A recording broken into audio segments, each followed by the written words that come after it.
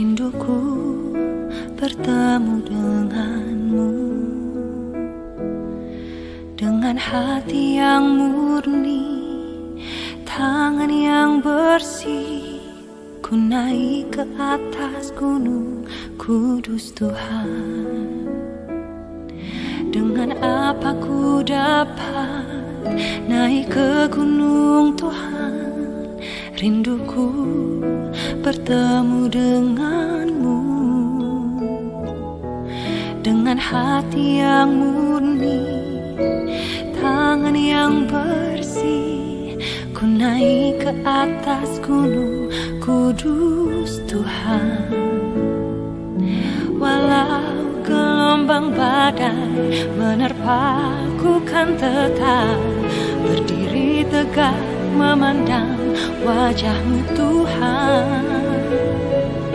Takkan ku serahkan hidup kepada dunia ini, setia selesaikan pertandingan. Aku berjanji mengejar yang berkenan kepada Bapa. Kebenaran, damai sejahtera, sukacita oleh Roh Kudus. Aku berjanji hidup dalam kekudusan bersama Bapa.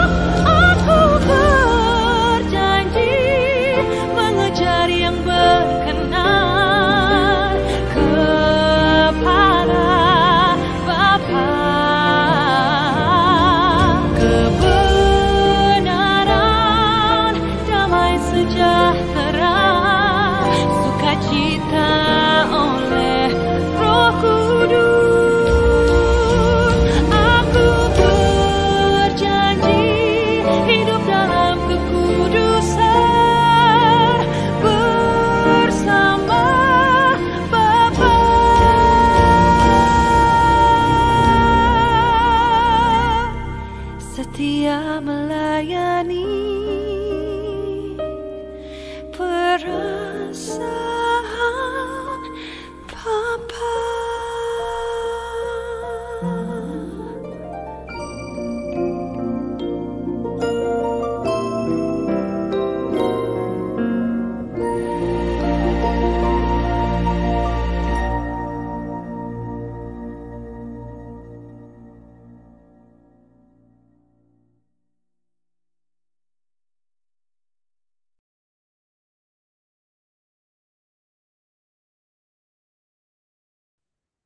Bapa, di dalam nama Tuhan Yesus, kami mengucap syukur pagi hari ini. Terima kasih Engkau terus menyertai hidup kami sepanjang tahun 2024 dan awal tahun 2025 ini. Terus Tuhan, kami percaya kepada firman-Mu, janji-Mu bahwa Engkau Allah Immanuel tidak pernah meninggalkan kami. Tuhan, di awal tahun ini ajari kami untuk belajar percaya pada setiap ketetapan-Mu, firman-Mu, apa yang sudah Engkau sediakan atas kehidupan kami, sehingga kami mengalami apa yang sudah Engkau sediakan, Tuhan. Hidup kami tidak sia-sia di bumi ini, hidup kami tidak menderita kekurangan, kemiskinan, sakit penyakit, kegagalan, tapi hidup kami mulai mengalami kehidupan yang dibaharui oleh karena kami mempercayai segala ketetapan firman-Mu. Hari ini lembutkan hati kami, ampuni dosa kami, dan layakkan kami untuk memuji, menyembah, dan mendengar. Shalom semuanya. Selamat Natal, selamat Tahun Baru. 2025. Nah, saya harap di tahun 2025 ini kalian akan mengalami Tuhan lebih nyata ya. Amin ya. Kalau selama ini engkau tidak mengerti kebenaran firman Tuhan, engkau nggak paham firman, keluarga kerajaan surga berusaha untuk membuat kalian semuanya paham firman sehingga mengalami surga, mengalami Tuhan nyata. Itulah tujuan kami menyampaikan kebenaran kepada kalian semuanya, ya. Untuk apa? Mengubah hidupmu, mengubah nasibmu, mengubah keadaanmu, mengubah masa depanmu. Men, hari ini kita ada judulnya adalah perjumpaanku dengan Tuhan mengubah hidupku. Boleh ya? Perjumpaanku dengan Tuhan mengubah hidupku. Berarti kalau hidupku tidak berubah, artinya belum ketemu Tuhan, belum berjumpa Tuhan. Saudara mesti merenungkan ya, mesti merenungkan. Kenapa kok aku hidupnya seperti ini terus? Seolah-olah Tuhan itu nggak ada, gitu ya. Seolah-olah Tuhan tidak dengar doa saya. Saya diajari dari kecil untuk pergi ke gereja, saya diajari dari kecil untuk beribadah, baca Alkitab, berdoa. Tetapi kenapa hidup saya menjadi sangat miskin, sengsara, sakit penyakit, mengalami banyak yang namanya kesusahan gitu ya, kemiskinan gitu. Kenapa seperti itu? Sementara ada begitu banyak janji-janji Tuhan di dalam Alkitab, tapi itu hanya tulisan saja dan tidak pernah dialami. Nah, ini mesti menjadi perenungan kita semuanya. Mari kita buka di Mazmur 65 ayat 4 sampai 14. Mazmur 45 Mazmur 65, sorry. Mazmur 65 ayat 4 sampai 14. Sudah ketemu semua?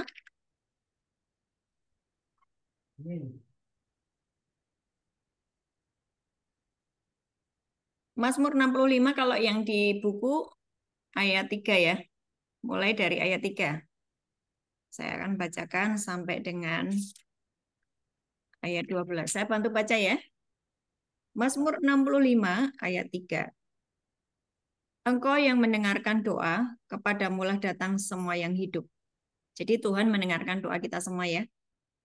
Amin ya. Karena ini semua yang tertulis di dalam Alkitab ya dan amin. Jadi ketika engkau membaca engkaunya huruf besar yang mendengarkan doa, kepadamulah datang semua yang hidup karena bersalah. Bila mana pelanggaran-pelanggaran kami melebihi kekuatan kami, engkaulah yang menghapuskannya. Dua ayat ini, engkau harus mempercayai bahwa ini iya dan amin. Ya, belajarlah untuk mempercayai setiap ketetapan Tuhan, maka engkau akan mengalami semua janji-janji Tuhan. Ayat 5, berbahagialah orang yang engkau pilih dan yang engkau suruh mendekat untuk diam di pelataranmu. Kiranya kami menjadi kenyang dengan segala yang baik di rumahmu, di baitmu yang kudus. Hari ini ketika engkau di restart sama Tuhan dan engkau ada di lapas ini, ya, Tuhan menangkapmu di gereja Patmos lapas Nabire ini, sebetulnya untuk apa? Dipilih untuk mendekat kepada Tuhan. Ada begitu banyak orang jahat di luar sana, ada begitu banyak orang yang melakukan dosa yang lebih besar dari dosa kalian, tetapi mereka tidak ditangkap. Mereka tetap liar ada di luar sana. Artinya tidak diizinkan Tuhan untuk mendekat kepada Tuhan. Milikilah cara berpikir seperti itu ya. Jadi kalau kalian hari ini ada di gereja Patmos, lapas Nabire, artinya bahwa Tuhan menginginkan kalian semuanya, kita semuanya untuk mendekat kepadanya. Amin. Berbahagialah orang yang engkau pilih dan yang engkau suruh mendekat untuk diam di pelataranmu.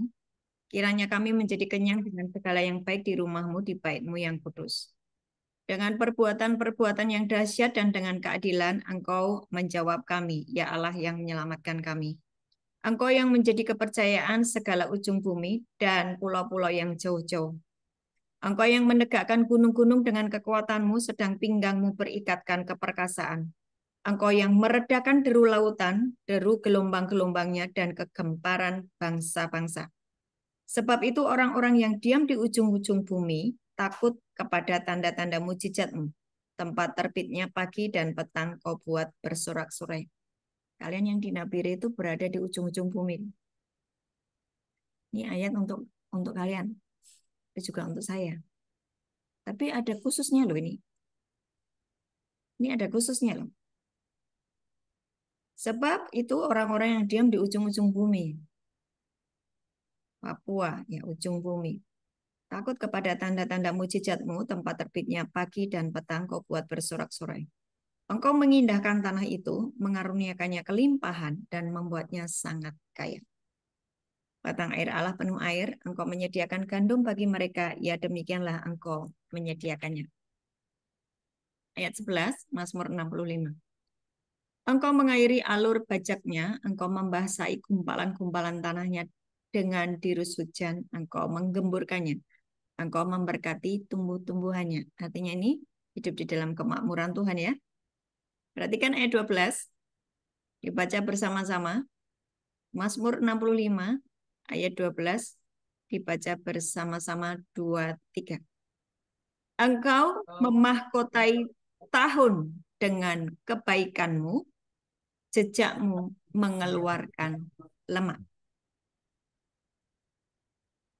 Perhatikan ya. Engkau memahkotai tahun dengan kebaikan-Mu, jejakmu mengeluarkan lemak. Tanah-tanah padang gurun menitik, bukit-bukit berikat pinggangkan sorak-sorai, padang-padang rumput berpakaian kawanan kambing domba, lembah-lembah berselimutkan gandum, semuanya bersorak-sorai dan bernyanyi-nyanyi. Mazmur 65 yang kita baca hari ini adalah janji Tuhan kepada umatnya yang dosanya sudah diampuni. Tuhan akan memahkotai sepanjang tahun 2025 dengan segala kebaikannya. Perhatikan, tanah-tanah padang gurun menitik, bukit-bukit berikat pinggangkan sorak-sorai, padang rumput berpakaian kawanan kambing domba. Kalau melihat padang rumput atau sekelilingmu, itu isinya cuma binatang piaraan. Artinya engkau menjadi sangat kaya dengan segala apa yang Tuhan sudah sediakan. Ikat pinggangnya, apa namanya, berikat pinggangkan sorak-sorai, bukit-bukitnya berikatkan pinggang sorak-sorai. Kalau engkau melihat, saya pernah ke Papua, saya pernah ke sana karena suami saya ada tugas di sana di Papua 8 bulan. 2 kali saya ke sana pada waktu kerusuhan ya, pada waktu bakar-bakaran itu tahun 2000 berapa itu ya, 2019. Saya terkagum-kagum dengan Papua. Sepanjang penglihatan saya ketika keluar dari rumah, saya sudah melihat lautan, danau, saya melihat gunung-gunung. Ketika saya keluar dari rumah dinas waktu itu ya, ketika saya menarik nafas ya, mencoba untuk menghirup nafas, itu ada kesegaran. Saya merasakan yang namanya atmosfer kerajaan surga. Saya merasakan atmosfer surga itu menyentuh Papua. Saya jatuh cinta sama Papua. Senang banget ketika sampai sana itu ada yang namanya damai sejahtera gitu ya, sukacita gitu. Saya begitu terkagum dengan Papua. Alam ciptaan Tuhan, sebuah pulau yang diciptakan Tuhan yang ajaib. Ketika melihat sekeliling bukit-bukit yang hijau gitu ya, melihat sekeliling danau, lautan gitu. Tetapi sayang, waktu saya ke sana itu terjadi yang nama kerusuhan. Alam yang begitu cantik dikotori dengan yang namanya, saya nggak tahu itu kenapa terjadi seperti itu, bakar-bakaran ya kan. Kemudian pada waktu saya mau meninggalkan Papua ya karena genting, suasana waktu itu genting, jadi kami disuruh pulang ke tempat masing-masing. Saya balik ke Semarang. Begitu pesawat naik, tinggal landas, boom, terjadi pembakaran, terjadi. Sebegitu menangis, Tuhan kenapa? Papua yang kau ciptakan begitu indah, penduduknya, orang-orangnya masih begitu keras. Ya. Mereka yang sebetulnya di sana terlalu banyak salib, ya. Di sepanjang jalan kan ada salib-salib gitu ya. Di sepanjang jalan ada banyak gereja. Kalian yang sudah diajari tentang kasih,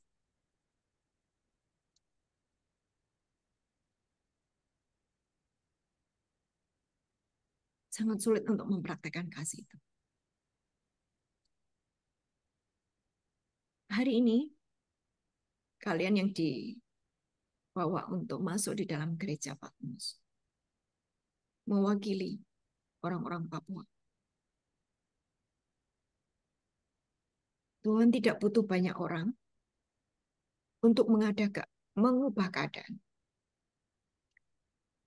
Tuhan butuh orang-orang, nggak butuh banyak, beberapa orang yang engkau mengerti terhubung dengan Tuhan,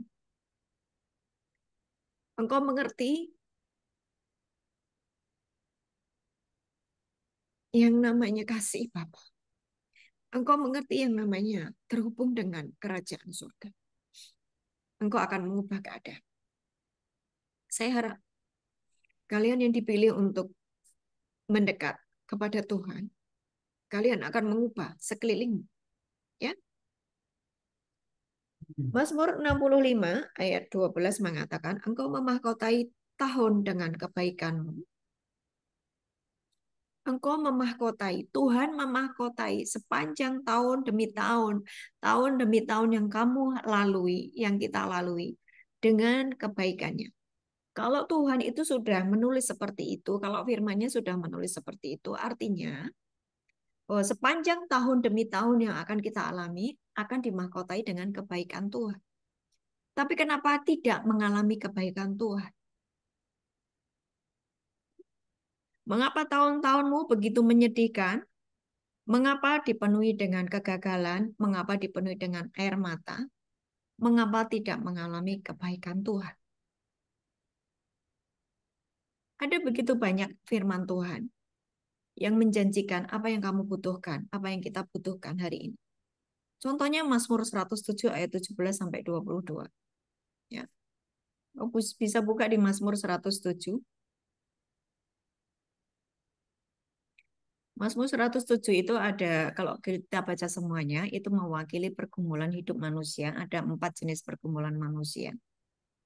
Ya. Ada 4 jenis pergumulan manusia. Salah satunya yang saya mau bahas adalah ketika manusia itu bergumul dengan sakit penyakit.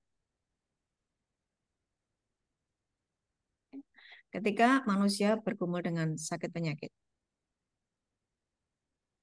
Mazmur 107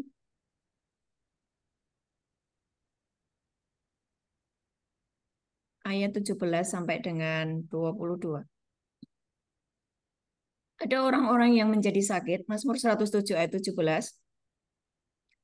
Ada orang-orang yang menjadi sakit oleh sebab kelakuan mereka yang berdosa dan disiksa oleh sebab kesalahan-kesalahan mereka. Mereka muak terhadap segala makanan dan mereka sudah sampai pada pintu gerbang maut. Maka berseru-serulah mereka kepada Tuhan dalam kesesakan mereka dan diselamatkannya mereka dari kecemasan mereka, disampaikannya firman-Nya dan disembuhkannya mereka, diluputkannya mereka dari liang kubur. Ini firman. Disampaikannya firman-Nya, disembuhkannya mereka. Kenapa? Ada begitu banyak anak Tuhan tidak mengalami kesembuhan. Bahkan mereka sakit sampai dibawa ke liang kubur. Sementara janjinya, disampaikannya firman-Nya, disembuhkannya mereka, diluputkannya mereka dari liang kubur. Ada lagi, Ayub. Ya, coba buka di kitab Ayub. Ayub 33 ayat 23.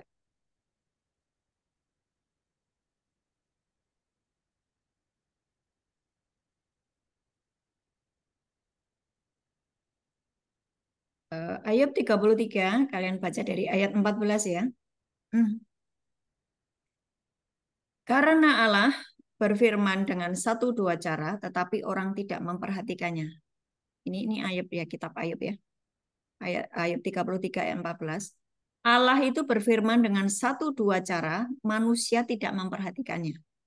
Dalam mimpi, dalam penglihatan waktu malam, bila orang nyenyak tidur, bila berbaring di atas tempat tidur, Tuhan kasih mimpi, Tuhan berbicara kepada manusia lewat mimpi. Tapi manusia tidak pernah memperhatikan mimpi yang dikasih oleh Tuhan. Mereka menganggap mimpi yang dari Tuhan itu ya biasalah, ya bunganya tidur. Perhatikan, ada mimpi-mimpi yang dari Tuhan. Apa ciri-cirinya mimpi itu dari Tuhan? Ketika engkau bangun tidur, engkau masih mengingat begitu detail dari mimpimu. Itu artinya mimpi dari Tuhan. Tuhan sedang berbicara kepadamu tentang sesuatu, dan di dimensi alam roh itu sudah terjadi. Akan terjadi di fisik. Misalnya, engkau mimpi, engkau jatuh sakit gitu ya, atau orang tuamu jatuh sakit, kemudian mengalami banyak yang namanya penderitaan.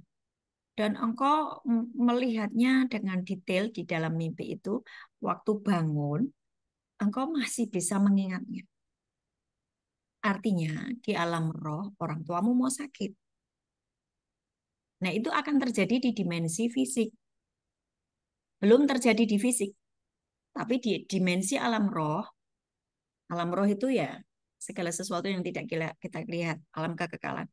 Itu sedang terjadi yang namanya iblis membuat orang tuamu sakit.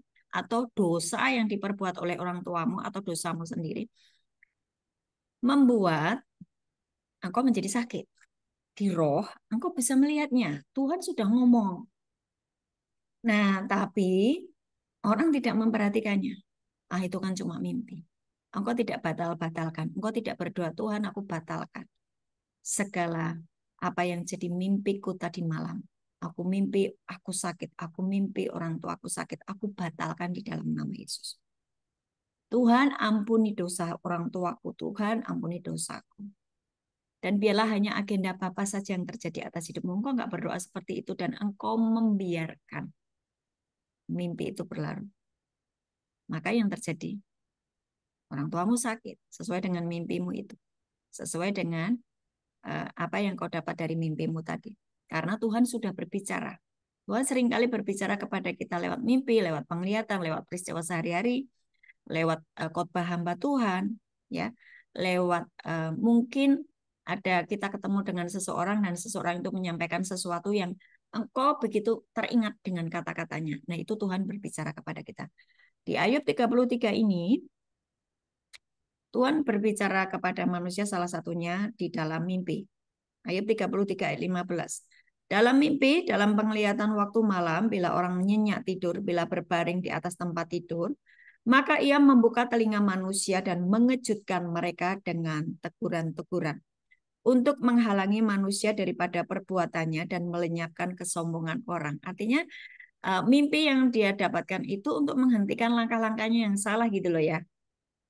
Untuk menahan nyawanya daripada liang kubur dan hidupnya daripada maut oleh lembing. Ayat 19, dengan penderitaan ia ditegur di tempat tidurnya dan berkobar terus-menerus bentrokan dalam tulang-tulangnya. Perutnya bosan makanan, hilang nafsunya untuk makanan yang lesat-lesat. Susu telah dagingnya sehingga ia tidak kelihatan lagi. Tulang-tulangnya yang mula-mula tidak tampak menonjol keluar sampai nyawanya menghampiri liang kubur, dan hidupnya mendekati mereka yang membawa maut. Udah dikasih mimpi nih, kalau dia mau sakit, tapi tidak diperhatikan. Akhirnya jatuh sakit beneran, sampai nyawanya menghampiri liang kubur. Hidupnya mendekati mereka yang membawa maut. Jikalau di sampingnya ada malaikat penengah, satu di antara 1000 untuk menyatakan jalan yang benar kepada manusia, maka ia, ayat 24, perhatikan itu ianya huruf besar, akan mengasihinya dengan berfirman, lepaskan dia, supaya jangan ia turun ke liang kubur, uang tebusan telah kuperoleh. Tubuhnya mengalami kesegaran seorang pemuda, ia seperti pada masa mudanya, ia berdoa kepada Allah dan Allah berkenan menerimanya, ia akan memandang wajahnya dengan bersorak-sorai dan Allah mengembalikan kebenaran kepada manusia. Ayat ini berkata begini loh, ada begitu banyak anak Tuhan yang tidak paham firman Tuhan. Sehingga ketika saudaranya sakit, sampai di ICU, mereka sudah hampir meninggal. Atau nggak perlu dibawa ke rumah sakit karena nggak ada uang. Gitu ya. Saudaramu menghadapi sakaratul maut, menghadapi alam maut. Nafasnya tinggal satu-satu. Kamu cuma diem. Nggak tahu apa yang harus kamu kerjakan. Karena kamu tidak tahu firman. Engkau tidak bisa menjadi orang-orang duta kerajaan surga yang menjadi penengah antara orang berdosa dengan Tuhan.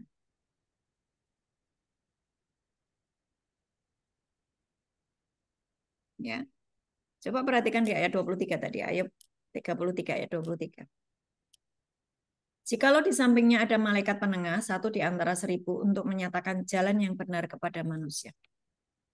Karena ketidakmengertiannya firman, ketika ada seorang saudaramu, katakanlah orang tuamu, sedang berjuang mengalami maut, engkau tidak bisa menolongnya karena ketidakpahamanmu akan firman Tuhan. Sementara kitab Ayub 33 ayat 23 berkata, kalau di samping orang yang mengalami sakaratul maut itu ada penengah,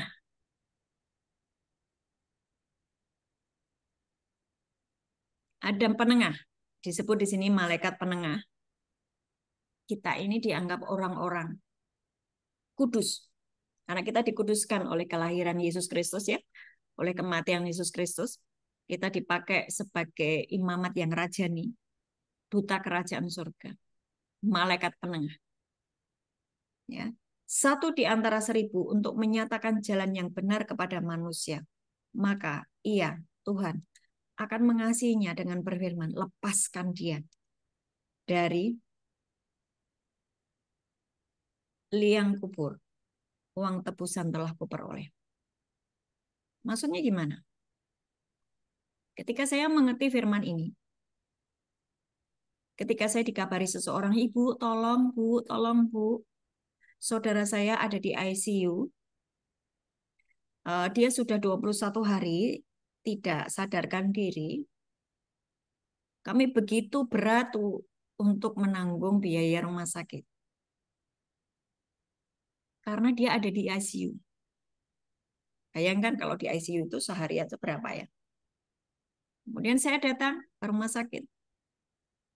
Saya berdoa atau bahkan tidak perlu datang lewat video call. Nggak perlu datang.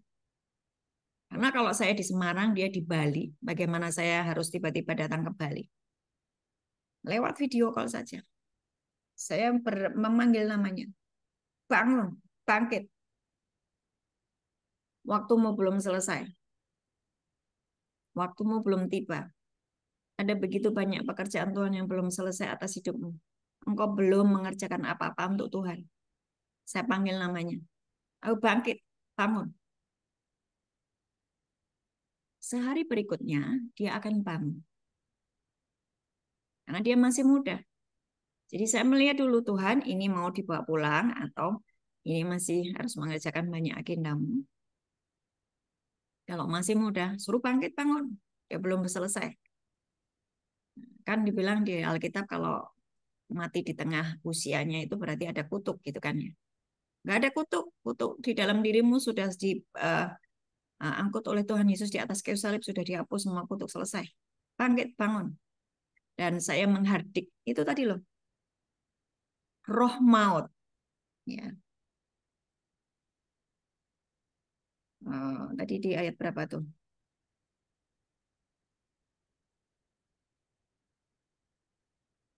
Ya, ada yang namanya ia datang, dia mendekati liang kubur dan roh maut itu mendekati dia. Itu ayat 22. Sampai nyawanya menghampiri liang kubur dan hidupnya mendekati mereka yang membawa maut. Saya menghardik roh maut itu keluar dari orang itu. Saya memanggil untuk dia bangkit, bangun. Dan bangun. Bagaimana saya bisa mengerjakan itu? Karena satu firman, belajar firman. Bukan karena saya seorang hamba Tuhan. Dulu saya bukan hamba Tuhan. Tapi ketekunan saya dalam belajar firman. Kalian semuanya yang di gereja Patmos. Kalian diberi yang nama buku petunjuk kehidupan oleh Tuhan sendiri. Ini Alkitab ini semua ketetapan Tuhan yang harus kalau kita baca untuk menjadi pedoman dan patokan hidup kita. Baca, lakukan, praktekkan. Engkau akan mengalami semua janji Tuhan. Ya. Nah, waktu saya berdoa untuk orang tersebut, karena saya tahu ayat Ayub 33 ayat, ini kita baca tadi.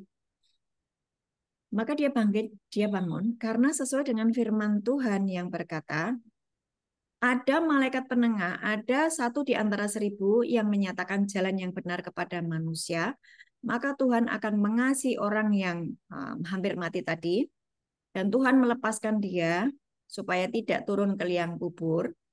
Tubuhnya tiba-tiba mengalami kesegaran. Ya, sebagai seorang pemuda, ya seperti pada masa mudanya. Kemudian karena dia sudah sembuh, dia bangkit, dia berdoa kepada Tuhan, dia bernyanyi untuk Tuhan. Sebab apa? Uang tebusan sudah diperoleh Tuhan. Apa uang tebusan?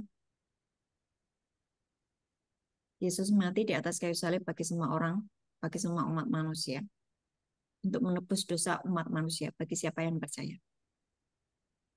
Dan saya menyatakan itu, Tuhan, aku percaya bahwa di atas kayu salib Engkau sudah menebus dosa dan pelanggaran orang ini. Artinya Tuhan Allah sudah mendapatkan uang tebusan, yaitu darah Yesus. Biarkan dia bangkit, biarkan dia bangun, biarkan dia melakukan agendamu, menghabiskan waktu-waktu ke depan karena usianya masih muda untuk mengerjakan agendamu, dan Tuhan mengabulkan. Sekali lagi, ada begitu banyak anak-anak Tuhan tidak mengerti apa yang harus dikerjakan. Waktu di sekelilingnya ada orang-orang yang menemui sakaratul maut atau koma, ya. Cuman menangis, meratap, nggak tahu apa yang harus dikerjakan.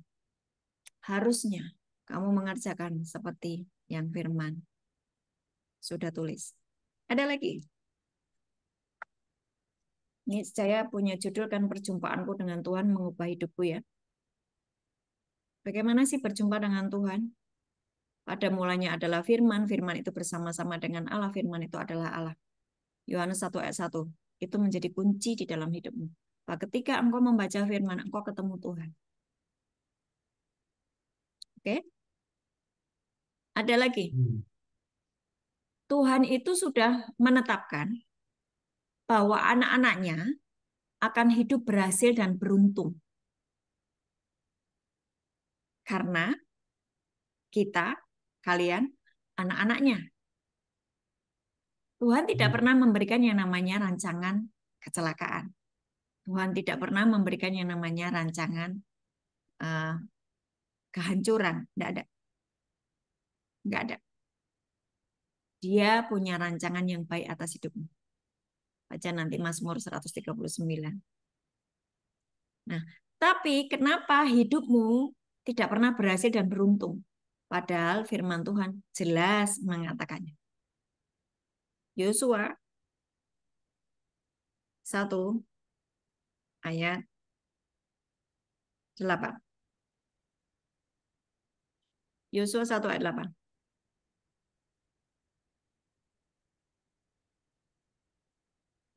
Dibaca. Temu ya, Yosua. Kejadian, Keluaran, Imamat, Bilangan. Terus itu ada kitab Yosua. Yosua 1 ayat 8, janganlah engkau lupa memperkatakan kitab Taurat ini, tetapi renungkanlah itu siang dan malam, supaya engkau bertindak hati-hati sesuai dengan segala yang tertulis di dalamnya. Sebab dengan demikian perjalananmu akan berhasil dan engkau akan beruntung. Ya kan? Ayatnya berkata begitu. Kamu itu ditakdirkan untuk berhasil dan beruntung. Tapi kenapa yang terjadi adalah sial melulu? Enggak pernah ada keberuntungan di dalam hidupmu. Engkau sial. Gagal terus, gagal terus, gagal terus. Tidak mengalami firman Tuhan. Kenapa? Ayat sebelumnya mengatakan, jangan engkau lupa memperkatakan kitab Taurat ini. Renungkanlah itu. Renungkan. Merenungkan itu di mana? Di pikiran. Renungkanlah itu siang dan malam. Supaya engkau bertindak hati-hati sesuai dengan ketetapan Tuhan tadi.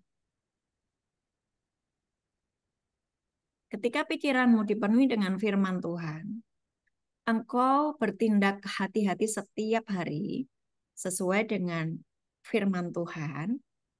Contoh, ada orang yang nabok kamu, mukul kamu, baik secara fisik maupun dengan lewat perkataan, lewat abuse ya, lewat perkataan. Tuhan berkata jangan membalas, ampuni, kasihi. Itu kan firman. Itu ada di dalam pikiranmu. Engkau merenungkan firman, bukan merenungkan apa yang dilakukan orang terhadapmu. Bukan merenungkan kejahatan yang dilakukan sesamamu kepadamu. Yang harus ada di dalam kepalamu, di dalam perenunganmu, di dalam pikiranmu. Bukan kejahatan orang, tapi apa kata Tuhan. Kalau aku menghadapi orang-orang yang menjengkelkan seperti ini, yang menyakiti saya. Oh, aku barusan difitnah, aku barusan dipukul, aku barusan mengalami aniaya. Firman berkata, ampuni. Maka saya memikirkan firman, oh ya saya harus mengampuni. Oh ya saya harus memberkati. Oh ya saya harus berdamai dengan dia. Walaupun mungkin engkau tidak bersalah, engkau yang lebih dahulu mengucapkan yes, aku minta maaf, ampuni saya, maafkan saya. Sudah, yang penting kamu sudah minta maaf, kita sudah minta maaf. Kalau dia tidak menerima maaf kita, atau dia masih dendam, atau dia masih marah, itu bukan urusan kita, itu bukan urusanmu, itu urusannya dia dengan Tuhan. Urusan kita sudah beres. Dari engkau melakukan firman itu saja, engkau sudah bisa mencapai sesuatu janji Tuhan bahwa engkau akan berhasil dan beruntung. Karena apa? Kamu merenungkan firman Tuhan, melakukannya dengan setia, bertindak hati-hati sesuai dengan ketetapan Tuhan. Maka kamu sudah mulai masuk ke dalam yang namanya keberhasilan dan keberuntungan.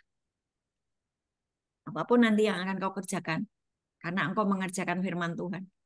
Apapun hal kecil yang kau kerjakan, kamu akan berhasil. Walaupun kamu menjadi tukang gojek, nanti keluar dari ini ya, dari lapas. Engkau jualan buka warung di pinggir jalan, cuma jualan aqua, cuma jualan teh. Tapi karena kamu mengerjakan firman Tuhan, tiba-tiba semua orang pesen teh di tempatmu. Dan kau menjadi sangat berhasil dan beruntung. Cuma jualan air.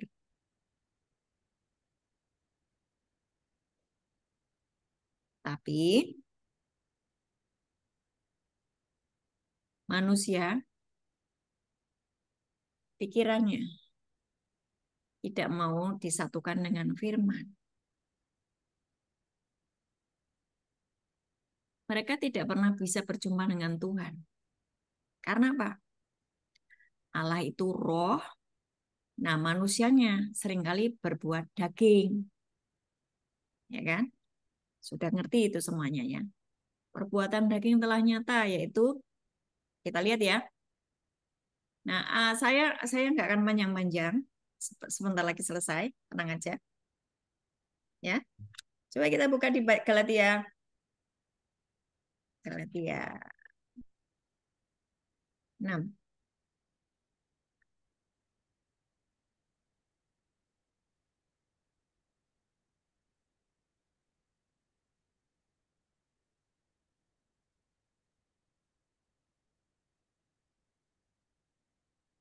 Galatia. Hidup di dalam roh, hidup di dalam daging. Galatia 5 ayat mulai dari ayat 6. Galatia 5.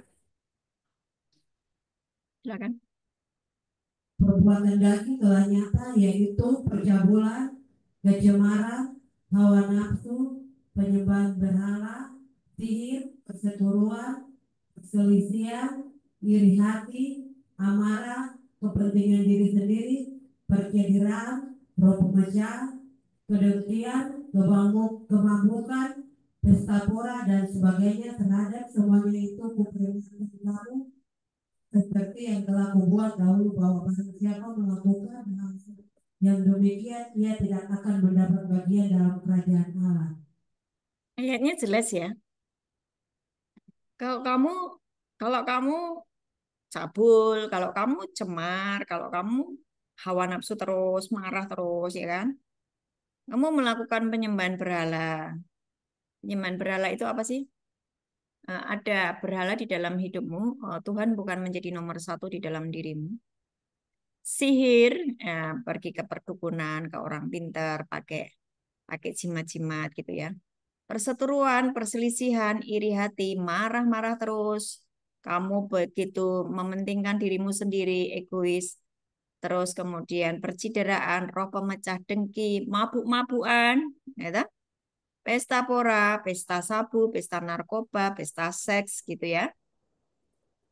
Terhadap semuanya itu kuperingatkan kamu bahwa barang siapa melakukan hal demikian, ia tidak akan mendapat bagian di dalam kerajaan Allah. Maksudnya tidak hanya nanti kalau mati tidak ketemu kerajaan Allah. Tetapi semenjak dia hidup di bumi ini, hubungannya dengan Tuhan itu terputus karena Allah itu roh. Tapi kita terus melakukan daging. Enggak ketemu. Enggak ketemu surga, enggak ketemu janji-janji Tuhan tadi, enggak ketemu. Padahal janjinya begini, kalau kamu mengakui dosamu, Allah itu setia dan adil dan dia akan menghapus semua dosa pelanggaranmu, itu di 1 Yohanes 1 ayat 9. Tapi kamu lakukan dosa terus. Bu, tapi sulit Bu, namanya manusia itu juga jatuh bangun terus di dalam dosa. Perhatikan ayat, ini tak kasih tahu caranya ya, supaya kamu nggak jatuh terus, nggak jatuh bangun terus di dalam dosa. Baca ayat 16. Galatia 5 ayat 16. Coba dibaca. Galatia 5 ayat 16, maksudku ialah hiduplah oleh roh, maka kamu tidak akan menuruti keinginan daging. Nih perhatikan ya, perhatikan. Tips untuk engkau tidak jatuh bangun terus di dalam dosa, supaya engkau mengalami janji-janji Tuhan. Allah itu roh, maka kita harus hidup di dalam roh. Surga itu roh, semua berkat-berkatnya itu di roh. Kamu di roh ngambil dulu, maka di jasmani bisa kamu alami. Nah, gini caranya. Hiduplah oleh roh. maka kamu tidak menuruti keinginan daging. Selama ini yang kau kerjakan adalah misalnya kamu kena narkoba, misalnya kamu kena yang namanya terjerat hutang. Pikiranmu duit, duit, duit terus. Kamu berusaha untuk menghindari dosamu itu. Ya kan? Aku menghindari narkoba. Aku berusaha untuk tidak melakukan perzinahan. Aku berusaha untuk tidak melakukan mencuri lagi. Tapi ujungnya kamu tetap mencuri. Ujungnya kamu tetap berzina. Ujungnya kamu tetap melakukan transaksi narkoba. Kenapa? Pikiranmu kepada kelemahanmu. Pikiranmu kepada kelemahanmu yang harusnya dikerjakan apa? Hiduplah oleh roh. Caranya bagaimana? Baca di Yohanes 1 ayat 1 sampai 5. Yohanes 1 ayat 1 sampai 5. Nanti silakan dibantu. Yohanes 1 ayat 1 sampai 5. 1 ayat 1, pada mulanya adalah firman, firman itu bersama-sama dengan Allah, dan firman itu ialah Allah. Ia pada mulanya bersama-sama dengan Allah. Segala sesuatu dijadikan oleh Dia, dan tanpa Dia tidak ada satupun yang telah jadi dari segala yang telah dijadikan. Dalam Dia ada hidup, dan hidup adalah terang manusia. Ayat 5, terang itu bercahaya di dalam kegelapan, dan kegelapan itu tidak menguasainya. Pada mulanya adalah firman. Firman itu adalah Allah. Oke? Waktu saya membaca firman, saya merenungkan firman, saya sedang menghadirkan Allah di sekeliling saya, di dalam kehidupan saya. Contoh misalnya, kita lagi kena jerat yang namanya narkoba. Bagaimana lepas dari narkoba? Kamu terus membaca firman. Firman itu adalah Allah sendiri. Engkau sedang menghadirkan Allah.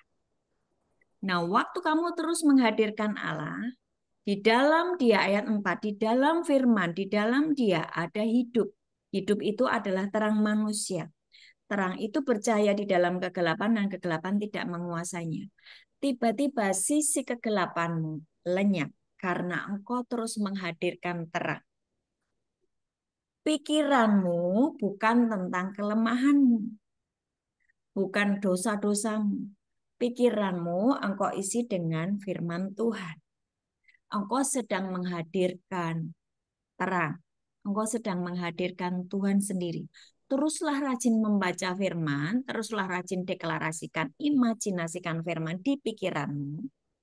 Jadi seperti yang tadi saya sampaikan, ketika orang menyakitimu, yang kamu renungkan bukan perbuatan jahat orang itu, tetapi apa kata firman untuk menghadapi orang jahat itu.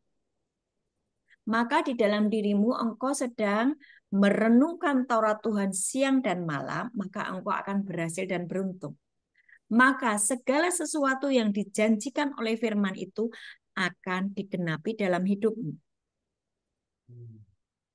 Itulah yang disebut perjumpaanku dengan Tuhan mengubah hidupku. Dulu, pada waktu gembala-gembala melihat malaikat dan mendengar berita dari surga, telah lahir bagimu juru selamat di kota Daud, di Bethlehem. Ya, para gembala melihat ribuan malaikat sedang bersorak-sorai. Dan berita itu disampaikan oleh gembala. Dan gembala berkata, marilah kita pergi ke Bethlehem. Kita akan melihat Raja Mesias. Waktu itu Yesus datang sebagai manusia. Sehingga gembala melihat Tuhan sebagai manusia. Padahal dia Tuhan 100%, tapi dia menanggalkan ketuhanannya dan menjadi manusia 100%. Sehingga gembala itu bisa melihat Tuhan. Sekarang Tuhan Yesus sudah naik ke surga. Dia duduk di sebelah kanan Allah. Allah itu roh. Barang siapa menyembah dia harus menyembah dia di dalam roh dan kebenaran. Bagaimana kamu ketemu dengan Allah yang adalah roh? Yesus berkata, perkataan-perkataan yang kukatakan adalah roh dan hidup. Engkau mempercayai perkataan Tuhan. Engkau merenungkannya siang dan malam. Engkau menjaga hidupmu selaras dengan firman Tuhan. Maka engkau sedang berjumpa dengan Tuhan. Waktu engkau berjumpa dengan Tuhan, hidupmu akan berubah sesuai ketetapan Tuhan. Tuhan tidak pernah memberikan kepadamu hari depan yang jelek. Tidak. Tuhan tidak pernah memberikan kepadamu kemiskinan. Tidak. Firman-Nya berkata, dia yang kaya rela menjadi miskin supaya aku menjadi kaya. Dia yang tidak berdosa rela menjadi orang yang berdosa. Memikul semua dosaku supaya aku yang berdosa ini dibenarkan, diampuni. Ada saudara? Di awal tahun 2025 ini, ingin Tuhan. Kejar Tuhan. Kalian harus ketemu Tuhan. Mental ya.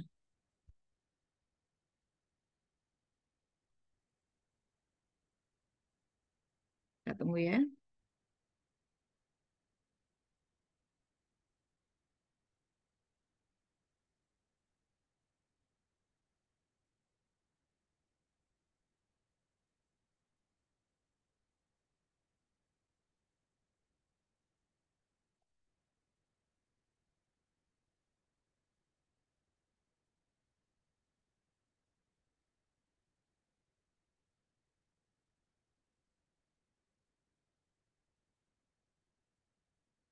Bentar ya.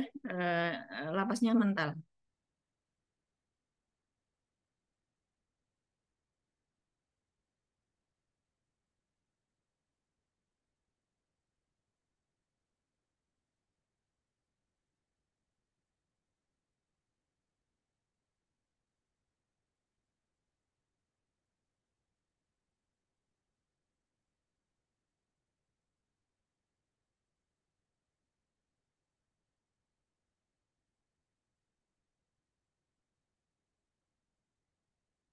Nah, oke.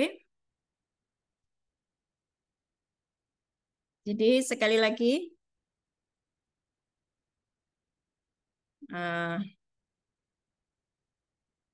alami Tuhan ya. Alami janji-janjinya. Sudah dengar suara saya? Siap.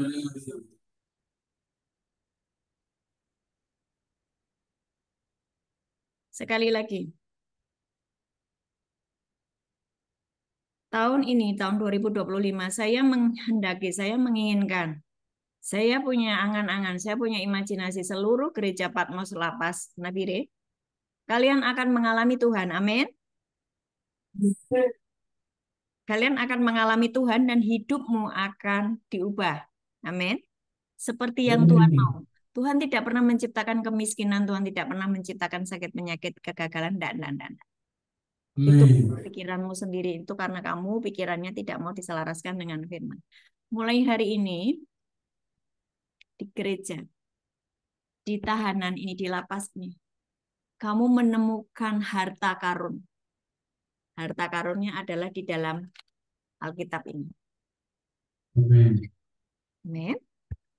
Ubah cara berpikirmu selaras firman, dan mari bersama-sama dengan keluarga kerajaan surga, menjadi duta kerajaan surga, menjadi orang-orang yang membawa realita Tuhan, karena kalian mengalami Tuhan, ceritakan kepada banyak orang, kau juga harus mengalami Tuhan, supaya hidupmu berubah. Tuhan Yesus memberkati. Mari kita bangkit berdiri. Atau ada satu lagu lagi sebelum doa? Tidak ada? Oke, kita berdoa ya. Bapak, kami mengucap syukur, terima kasih buat firman-Mu hari ini. Ampuni kami karena pikiran kami ini tidak mau percaya pada firman-Mu. Sementara Engkau sudah menyediakan semuanya atas kehidupan kami, yaitu lewat kebenaran firman-Mu. Oleh karena itu Alkitab disebut dengan perjanjian baru dan perjanjian lama, yang mana isinya adalah janji-janji-Mu atas kehidupan kami. Mulai tahun 2025 awal ini kami bertobat sungguh-sungguh Tuhan, karena kami tidak pernah memakai firman-Mu sebagai pedoman hidup kami. Hari ini Tuhan, kami mau memakai setiap ketetapan-Mu, firman-Mu, menjadi pedoman bagi hidup kami, sehingga kami benar-benar ketemu dengan Engkau dan hidup kami dirubah sesuai dengan ketetapan-Mu. Hari ini semua kekerasan hati dihancurkan, semua ikatan-ikatan dengan kuasa kegelapan dipatahkan, semua kutuk sudah selesai oleh kuasa darah Yesus, dan atas anak-anak Tuhan di gereja Patmos Lapas Nabire mengalami kebaikan Tuhan. Angkat tanganmu, terima berkat. Tuhan memberkatimu dan melindungimu. Tuhan menyinari engkau dengan wajahnya dan memberi engkau kasih karunia. Tuhan menghadapkan wajahnya kepadamu dan memberi engkau damai sejahtera. Amin. Amin. Selamat Natal, selamat tahun baru. Tuhan Yesus memberkati. Terima kasih, Ibu. Alkitabnya ditunggu karena sedang dalam proses ya.